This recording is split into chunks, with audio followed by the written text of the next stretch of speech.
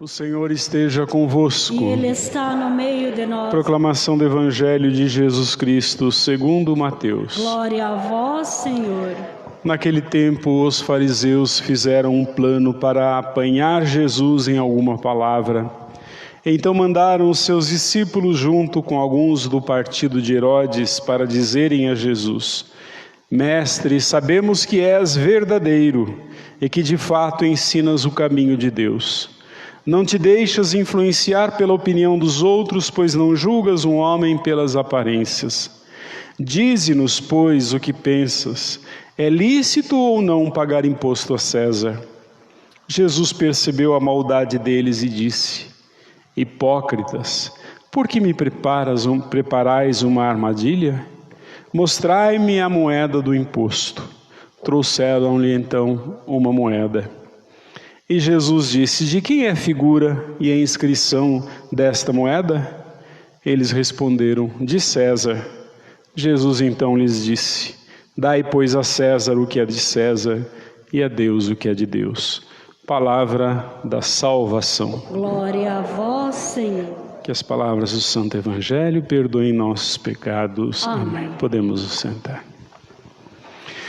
Meus irmãos, isso que acabamos de ouvir acontece na Semana Santa. Mateus recorda aqui o encontro de Jesus com os fariseus e os herodianos. Os dois grupos não se suportavam, um era inimigo do outro, mas os dois eram inimigos de Jesus. Isso dá razão então àquele velho adágio, né? O inimigo do meu inimigo é meu amigo.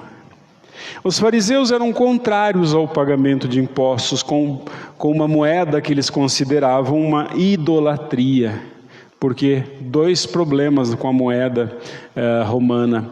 Tinha a figura de um homem, que era César, e o judeu não tocava em nada que tivesse uma figura humana, e do outro lado da moeda estava escrito César Augusto, Pontífice Máximo, Filho de Deus. Então para eles isso era uma idolatria tremenda, então eles eram contrários ao pagamento de impostos.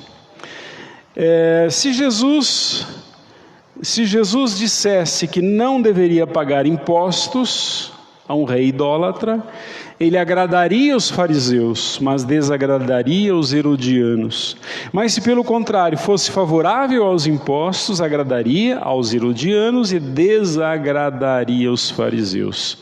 Então Jesus não tinha saída. Essa tinha sido, na verdade, uma tática muito bem planejada pelos dois grupos. Então qualquer coisa que Jesus dissesse iria incriminá-lo, e assim todos os líderes religiosos estariam finalmente livres de Jesus. Para entender melhor, a questão não é uma questão religiosa, é uma questão financeira. Jesus ameaçava os ganhos desses homens. Jesus atrapalhava os planos e riqueza deles. Meus irmãos, o dinheiro é um meio absolutamente neutro de comércio. O dinheiro é neutro, nem bom nem mal. No entanto, o dinheiro nunca é moralmente neutro. Nunca é moralmente neutro. Ele sempre reflete os nossos valores. Do jeito que nós usamos o nosso dinheiro, mostra quem nós somos. Os oponentes de Jesus escolheram, uma ótima pergunta, que não dava lugar para respostas muito longas. Eles quiseram pegar Jesus numa armadilha de maneira que ele respondesse ou sim ou não. E respondendo sim ou não, ele cairia na armadilha. Mas Jesus transforma a pergunta numa outra pergunta. Jesus pede que eles identifiquem a figura na moeda. E mais que depressa respondem que a figura na moeda era do imperador César. Então Jesus responde: então deem a César o que é de César e a Deus o que é de Deus. O evangelho de hoje não é sobre dinheiro, não é sobre pagamento de impostos, é sobre ver as coisas de acordo com a sua própria perspectiva. Esses dois grupos revelam dois tipos de pessoas que nós também podemos ser. O grupo de Herodes queria entregar tudo a César, mas não a Deus, nada a Deus, né? O grupo dos fariseus queriam entregar tudo a Deus, mas não entregar nada a César. Um grupo quer uma vida sem Deus, o outro uma vida só com Deus, sem contato nenhum com o mundo. Os dois estão no caminho errado. No entanto, há aqueles que não se comprometem verdadeiramente. Eu acho que pior que aqueles dois é aquele que não se compromete nem com um, nem com o outro. Porque aqueles ali se comprometem com algum, eles tomam algum partido. O pior é aqueles que não se comprometem com nada. Dar a César significa agir como cidadão. Nós reclamamos muito dos impostos que nós pagamos, mas não reclamamos porque temos luz, porque temos água encanada e porque temos esgoto. De onde vem tudo isso? Dos nossos impostos. Com Deus nós temos uma vida espiritual, por outro lado, muito econômica, né? Muito medíocre.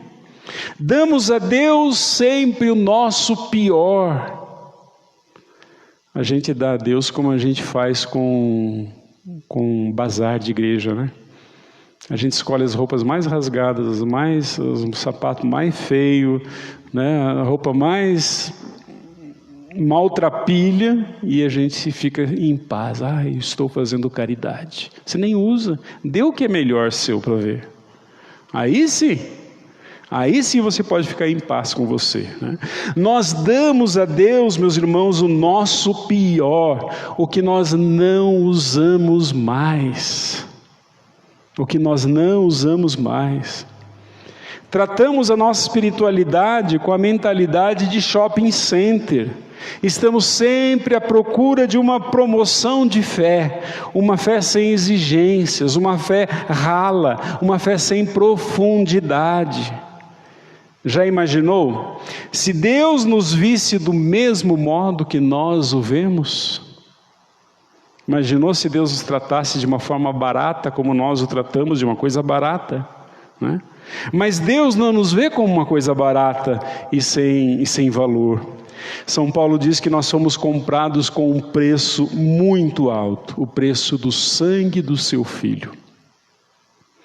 Um dia o porco disse para a galinha: o que vamos ter para o café da manhã? A galinha sugeriu ovos com bacon. O porco então disse: bacon não. Por que não? Perguntou a galinha.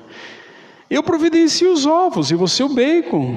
O porco respondeu: sabe por que não? Porque a sua parte só exige envolvimento seu e a minha exige total comprometimento.